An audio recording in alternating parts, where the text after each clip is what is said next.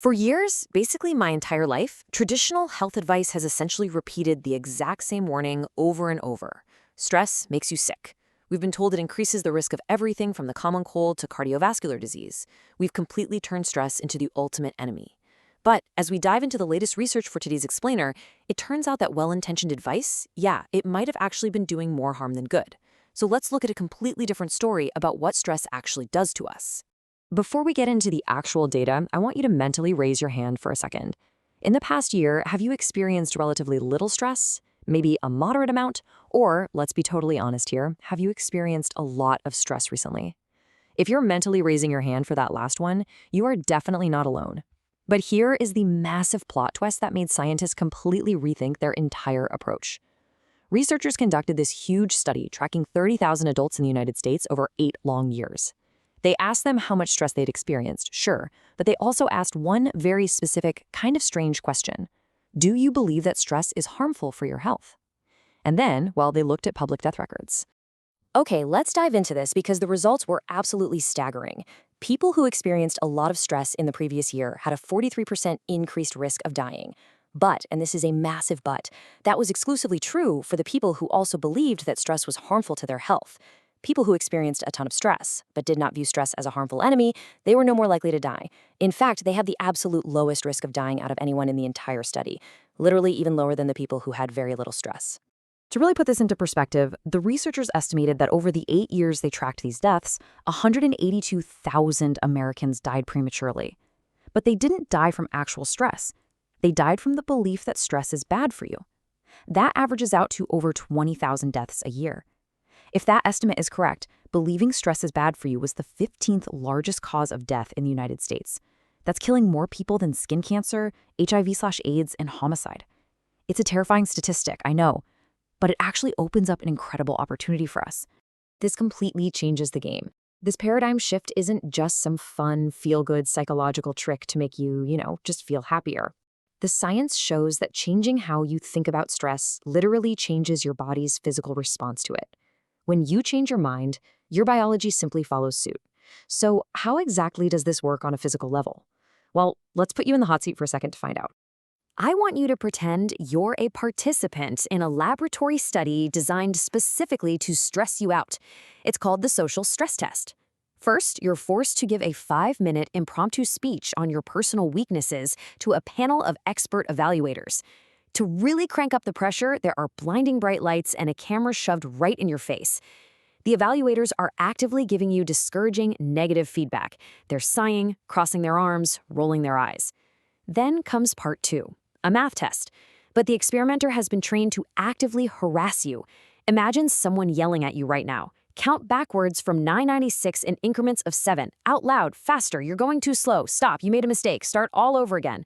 If you were in this lab, your heart would be pounding. You'd be breathing faster, maybe breaking out into a cold sweat. Normally, we view that as anxiety, right? Just a sign we're failing under pressure.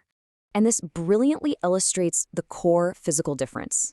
In a study at Harvard, researchers taught participants to reframe that pounding heart not as a panic attack, but as their body actively energizing them to meet the challenge.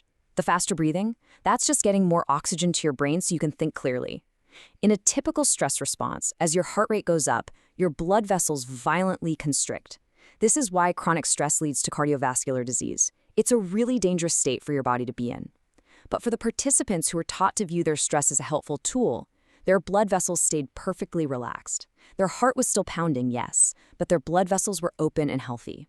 This relaxed, healthy cardiovascular profile actually perfectly mirrors what happens in your body during moments of deep joy and courage. That one simple shift in perspective completely alters your biological state. Over a lifetime of inevitable stressful experiences, learning to view your physical response as your body actively helping you rise to the challenge, that could literally be the difference between suffering a stress-induced heart attack at age 50 and living a vibrant, healthy life well into your 90s. So we've seen how reframing stress protects your heart. But there is a secondary plot twist in the science of stress that might be even more fascinating. The data suggests that your stress response is actually biologically programmed to bring you closer to other people. Let's look at a hormone that you might have heard of, but honestly, probably fundamentally misunderstand. So, the crucial point is how we define oxytocin. You've probably heard it called the cuddle hormone because, it's released when you hug someone, it makes you crave physical contact, it enhances empathy, and makes you willing to help people you care about. But here is the secret. Oxytocin is actually a literal stress hormone. During a stressful event, your pituitary gland pumps the stuff out as a core part of your stress response, exactly like adrenaline. Your body is biologically nudging you to tell someone how you feel instead of just bottling it up. It wants you surrounded by people who care about you when life gets hard. And this isn't just about making you feel emotionally supported either. Oxytocin physically protects your cardiovascular system from the effects of stress. It acts as a natural anti-inflammatory, helping those blood vessels stay relaxed. But incredibly, your heart actually has receptors for this hormone, and oxytocin literally helps your heart cells regenerate and heal from any stress-induced damage. Let that sink in. Your stress response has a built-in mechanism for resilience, and that mechanism is human connection.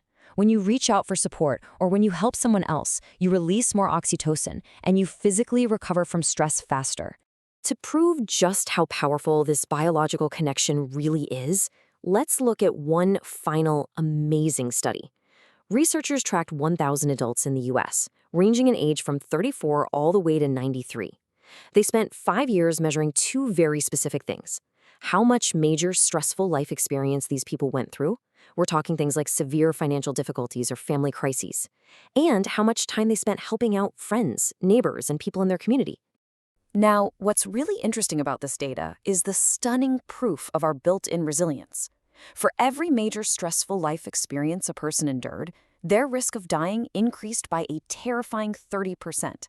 But for the people who spent time caring for others, that stress-related increase in dying dropped to zero. Absolutely zero. Caring for other people completely wiped out the deadly physical dangers of major life stress. This is the ultimate narrative payoff of all this research. Caring creates total biological resilience. The harmful effects of stress on your health are simply not inevitable. How you act and how you think fundamentally transforms your experience from a deadly health hazard into a literal biological superpower. When you choose to view your pounding heart as helpful energy, you create the biology of courage. And when you choose to connect with and help others under stress, you create impenetrable physical resilience. So, as we wrap up this explainer, I want to leave you with this final, incredibly provocative thought from the researchers.